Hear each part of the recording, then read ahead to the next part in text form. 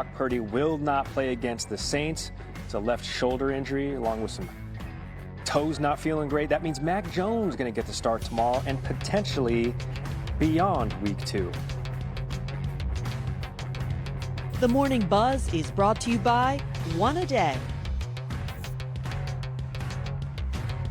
All right, let's break it down. What does it all mean? NFL insider Jeremy Fowler joining the program. What more can you tell us about Purdy's injuries? Gee, the 49ers are looking at this as week to week. So we've got the toe issue, the shoulder issue. The toe is considered a little bit more of a problem. So it's not a slam dunk next week either, but they're just going to see how he feels. He's ruled out this week. Going to let him progress. It's going to be Mac Jones time this weekend. Now, that's interesting because the 49ers looked at him hard in the 2021 draft, 3rd overall. They considered drafting him, didn't happen. Now Mac Jones gets his first chance to operate Kyle Shanahan's offense. So San Francisco hopes that's a short-term thing. Brock's working his way back, doing a nice job with his rehab, but out for this week. Not a slam dunk for next week either, but they're hopeful. It's the Saints, it's the Cardinals, and I believe the Jags next up for the 49ers. Obviously early in the season, maybe Mac Jones can keep them afloat. Purdy not the only injury from week 1. What's the latest on James Cook's status tomorrow? James Cook had a little bit of a hammy, but he's good to go. He was limited early in the week, but he perked up. That was really just a tightness issue, not a full-blown hamstring injury or tear. So he's going to get to tote the rock for the Bills, feeling good, no issue there. The bigger issue is Ed Oliver, defensive line. He's out. So the Jets are happy about that, but they're going to have to deal with James Cook. He's going to be in the lineup, good to go. Then you have Xavier Worthy. His chances to play are slim. He's considered doubtful for this weekend's game against the Eagles, but he's perked up a little bit. He should be back in the next few weeks. They're just trying to get all their playmakers on the field. Rasheed Rice will be back eventually as well. And you got Jalen Waddle. So he was a little banged up earlier in the week, but he is good to go. Head coach Mike McDaniel confirmed that Waddle will be in the lineup. They're trying to get Tyreek Hill and Waddle going now. Ugly game against the Colts last week, but Waddle's really a guy who developed a lot of chemistry over the years of Tua Tagovailoa, but especially this camp. They were really cooking before they started to struggle in week 1, so they're hoping that Waddle gets back on it. He is healthy, good to go. A get-right game against the Patriots. The Patriots, a team that Waddle had 8 catches, 144 yards, and a touchdown against. Jeremy Fowler is back. So too is last year's Super Bowl rematch. It's the Chiefs. It's the Eagles. The Chiefs trying to avoid an 0-2 start. What are you hearing about their game plan without Xavier Worthy? Xavier Worthy made some progress this week. He almost got back in the lineup, but they're going to play it safe. He's doubtful for this game. So they're going to go with some old reliable options. Hollywood Brown, Juju Smith-Schuster, and then the newbie Tyquan Thornton that they acquired this offseason will play a role. He could be a deep threat for Patrick Mahomes. The Chiefs do feel like they can make some progress despite being depleted at receiver, because the Eagles have been sort of shuffling around that cornerback 2 spot with the Dory Jackson, the journeyman, going to get the start again. Struggled a bit last week, so the Chiefs are hoping they can take advantage. And they know in this kind of matchup they have to run the ball well.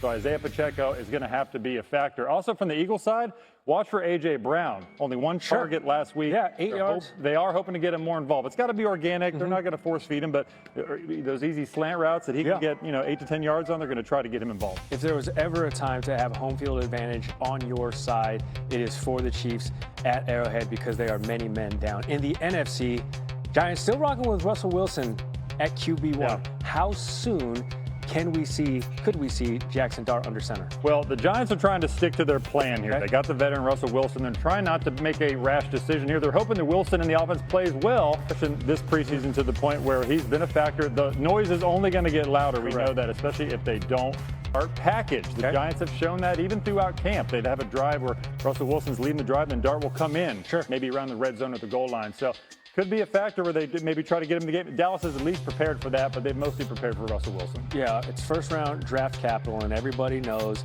that the fans and the media in New York are relaxed, they're calm, they're welcoming, they're understanding. No big deal at all. Jeremy Fowler with the latest. NFL Live on a Friday. We have RC, we have me, and Oswego will be along shortly. Super Bowl 59 rematch is the headliner this week, but we got things underway last night. The Green Bay Packers hosting the Commanders at Lambeau, and what a follow-up to week 1 they had, RC. Although the Pack lost Jayden Reed early in this game, he has a broken collarbone. That's okay, because Jordan Love found a lot of other folks, including Romeo Doubs. Romeo Doubs here. Quick inside move on Mike Sanders drill. It's a big start for the Green Bay Packers. And then in the second quarter, Love throwing it downfield for Malik Heath. What a catch as the Pack scores twice on 90-plus yard drives. You mentioned earlier, Jayden Reed goes down early. People like Malik Heath stepped up and made big plays the whole time. And then Josh Jacobs, a guy who just finds the end zone every single game, gets in there one more time. And the Pack leads 14-3 at the half. Micah Parsons continuing to make that defense even better. Daniels sacked 4 times, 12 quarterback hits on Jayden Daniels, and they missed a field goal too. That kicking game wasn't even working for the Commanders. Now they're trailing 17-3. He has time, and he finds the old man, Zach Ertz. Jayden Daniels continued to fight Zach Ertz here with a smooth move in the open field. He fights for the pylon and gets it in. Ertz actually had the best game of anybody on the offensive side there, believe it or not, for the Commanders. Packers next drive, they answer. How about Tucker Kraft in a game that he had? Hey, I tell you what, Tucker Kraft is still open somewhere in Appleton, Wisconsin. Packers win. Here's Micah. Defense wins championships. J Love, I think, you give us 20 points, we should be able to win that game. It's all about getting stops and getting the ball back into the offense. As y'all seen against Baltimore, Buffalo, you can have a quarterback damn have a perfect game but still lose because guess what? The defense gave up, 40 points? So defense won championship. They want to, I think the fans like points and they like to see the big plays, but when you play great defense, it's just so beautiful to see. They're, like I said, they executed their scheme, whatever it was. They executed really well because they won the game. And we just didn't make plays. Starts with me, starts with everybody up front, starts with the whole offensive skill group.